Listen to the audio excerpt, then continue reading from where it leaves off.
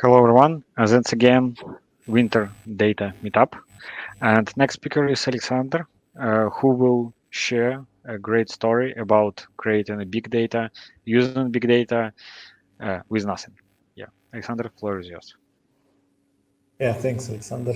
And thank you very much for the announcement. Yeah, it really sounds great. Um, I'm going to tell you a few words about a very interesting story about creating great big data solution almost out of nothing. So you can see the agenda, and I will introduce myself, tell some phrases about the story itself, and share some ideas how you can use some things, some interesting things in your own projects to make it successful, and so on and so on. It will take about 25 minutes. So let's start. Okay. Yeah, just let me introduce myself. My name is Aleksandr Shovkovyi, simply Alex.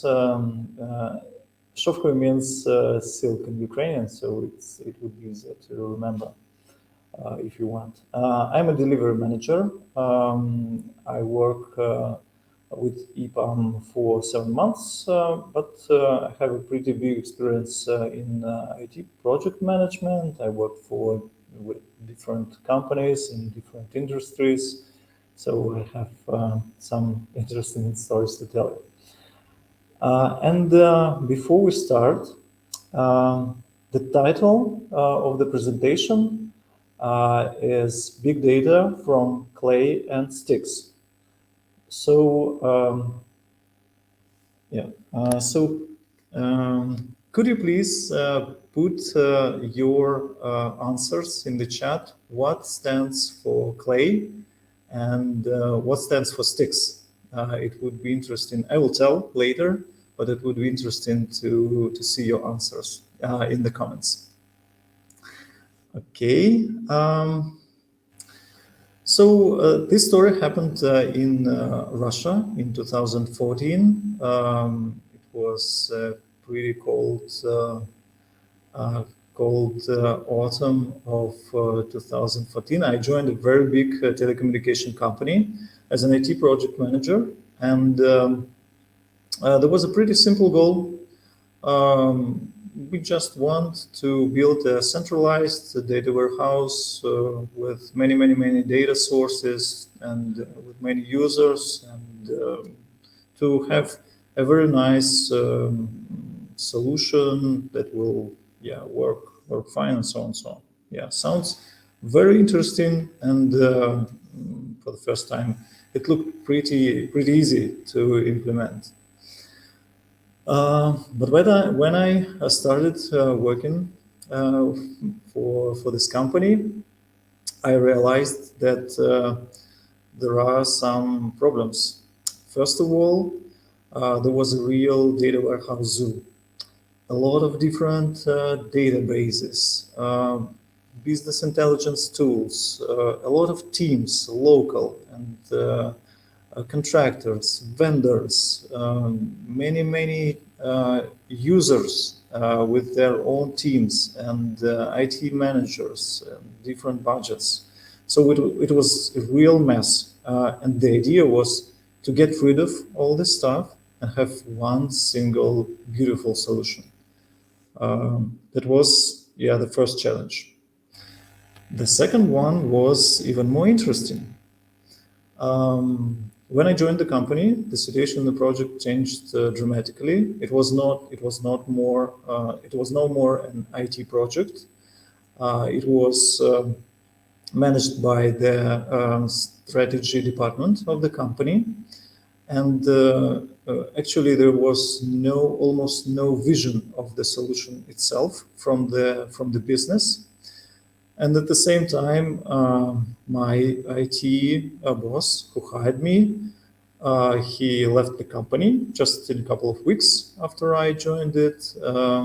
My department was closed, so I was in the middle of nowhere with absolutely new environment, new customer, no support from the IT management, and so on. So that was the second one challenge.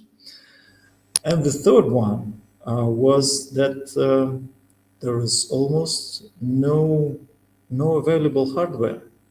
So if you want to do anything, you need to purchase hardware. There are no cloud solutions. You need to find budget to walk through all these purchase procedures, and it can take months to get just a virtual machine for any purpose.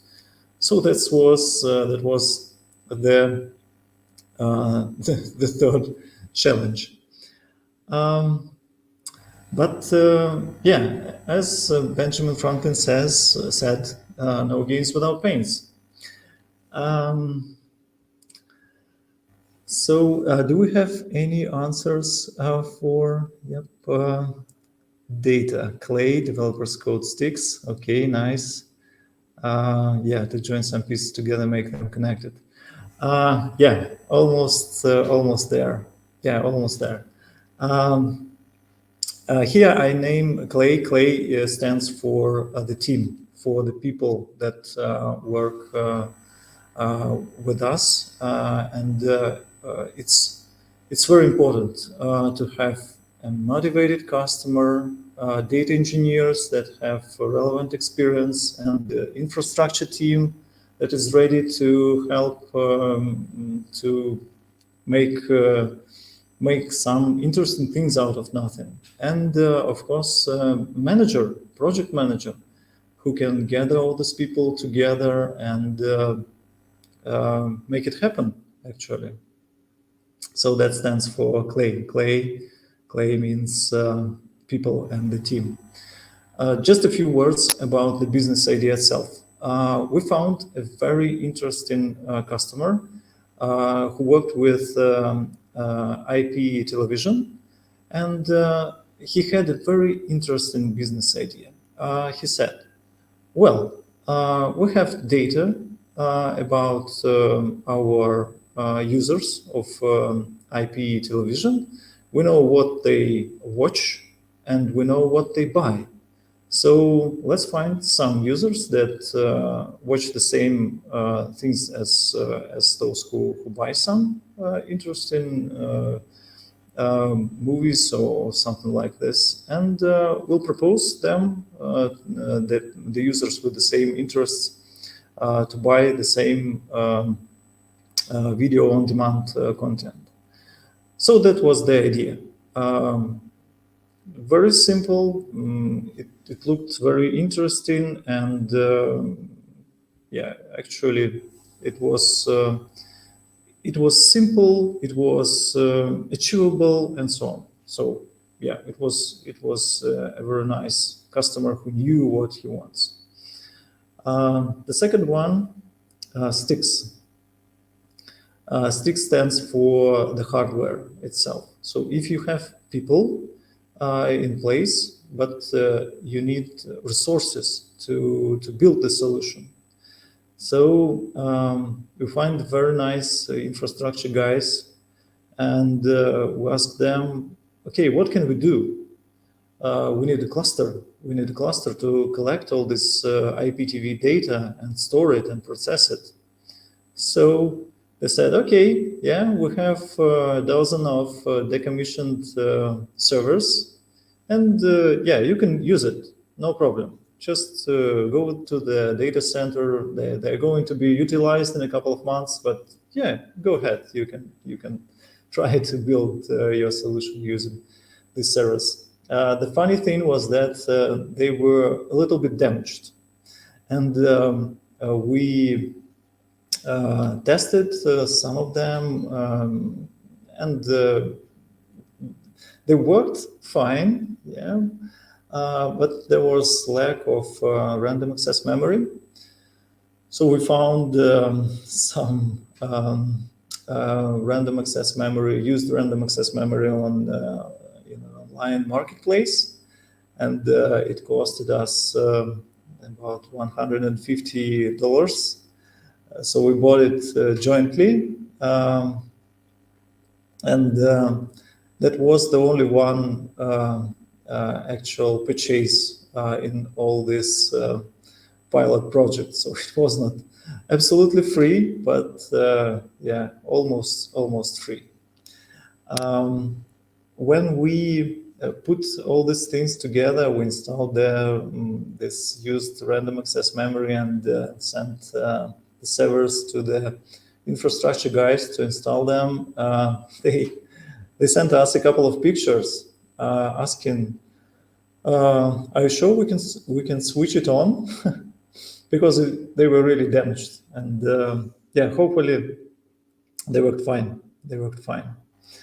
I'm not going to go deep into the solution architecture, but just in a few words. We have IP television platform on the left side. It produces logs in CSV format. These files are stored in HDFS in Hadoop, converted to Parquet format, and then the data is processed using Hive and then transferred to campaign management system. So very easy, very simple, and it worked. Actually, it worked. We had a very nice team of data engineers from our company that worked with another project, and we just asked the guys, could you please help us to have this solution developed? Yeah, and what do we have as a result? We have a very small but functional Hadoop cluster. We are collecting data from the APTV source, and we provide recommendations for the campaign management. And we saw that people who were recommended to buy some video on demand content, they really did it. So we had a real business case working. So it was amazing. Almost out of nothing, just an idea, some guys who helped with the servers and the team of data engineers. And here we go. We have the first business case really working on almost out of nothing. So that was really great. The second thing was that we proved for ourselves and for the management of the company. It's a really big telecommunication company. You know, a lot of vendors come and say, just buy this appliance and you will be happy, and so on and so on. We proved that Hadoop solution and MPP solutions are really the best approach for such a big company, because they're effective, they're cost effective, they're reliable, and they really work. And finally, we developed a strategy for the whole centralized enterprise data warehouse based on open source Hadoop and MPP solution with very low price and almost independent from the vendors. And by the way, here on this picture you can see Sofia Bukovets. She's one of my favorite beach volleyball players, and we were excited almost as she was after winning some matches. Okay, and that was the pilot project.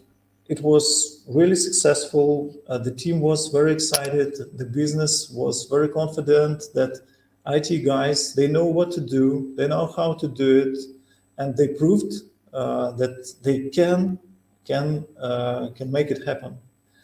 So in the end, almost in a couple of years, uh, we had a really big enterprise data warehouse with more than 1,000 of business users, more than 10,000 of dashboards and reports, more than 100 of source systems. And if you remember, we started with only a dozen of used, partially damaged servers, and we came up with a cluster of almost 200 servers and 11 petabytes of the total storage. And what's more interesting, local in-house team of data engineers, of more than 50 data engineers constantly developing this solution. So it started almost out of nothing. Just a couple of guys, like-minded persons from one or that department, and $150, and that's it. So that's how it actually happened. So to summarize all these things, um, just a couple of items to highlight. Uh, the The first one is a highly motivated customer with a clear goal that that knows what he wants. That's very important.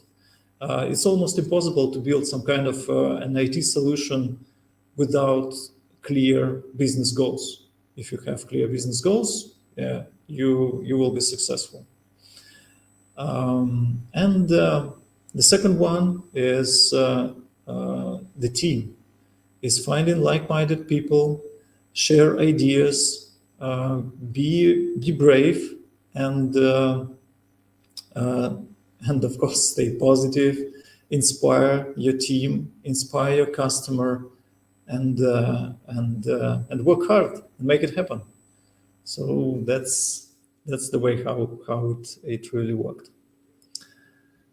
Okay, and just a couple of quotes from Benjamin Franklin. Uh, this is not something new for anyone, actually. Yeah, we know that we need people, we need to be active, and so on and so on. But sometimes we think, okay, yeah, it's a big company, it has its own rules, it might not work, and so on and so on. You should just try. You should try, you should propose your ideas, and this is the only way that makes your work interesting and your projects successful and valuable for the users, for the stakeholders, and for yourself. So start from very small ideas and just work hard and make it happen. So that's the final slide. And if we have any questions, I would be happy to answer them. Yeah, thank you, Alexander. Very interesting topic and very interesting presentation. So yeah, we have a couple of questions, and yeah, have you used uh, Cloudera version of Hadoop, or you built everything from scratch from Apache sources? Yeah, we started with Cloudera version of Hadoop. There were even ideas of using Impala instead of Hive as a Cloudera native tool for querying data. But later we switched from Cloudera to Hortonworks because Hortonworks it worked really well with Greenplum at that time, and Greenplum was the NPP solution that was used. Mhm. And so you told that you found a team, or you already have a team who agreed to develop this solution. That's really great. It's really very hard to find motivated persons who will be ready to learn maybe something new. So how long did it take for them to learn Hadoop and to be ready to create some solutions? Or it was in Yeah. parallel? Um, the thing is that these guys that we found as the data engineers, there were only two guys for this pilot project. They were experienced Hadoop engineers, and they just worked with totally different projects at that time. They were building an internet search engine that unfortunately died. But the thing was that they were really great and experienced and very skillful data engineers. So yeah, they made really great thing just in a couple of weeks. So the solution was developed in a couple of weeks. So and you uh, uh, and okay, you mentioned about solution in a couple of weeks, and how long did it take for you to create this infrastructure or find all these servers and set up everything? So looks like it's very big piece of work. Yeah, it was a big piece of work. And if you do it following all the procedures, it could take more than a year. But we agreed with this or that, with infrastructure management team, and with many people. We had to interact with them, to inspire them, to tell how it will be great to make such wonderful thing in this huge company. It was like a startup in a real big company, and in general, it took about 1.5 months from start up to the end. And maybe 1 week, it could be 1 week less if there will be a random access memory in place. But we had to buy it in a marketplace, so it took a little bit time to meet this guy near the underground station to pass him this $150 and so on. That was the most unusual procedure in all this pilot project. Mm-hmm. Okay, got it. Yeah, thank you very much, Alexander, once again for a very interesting story.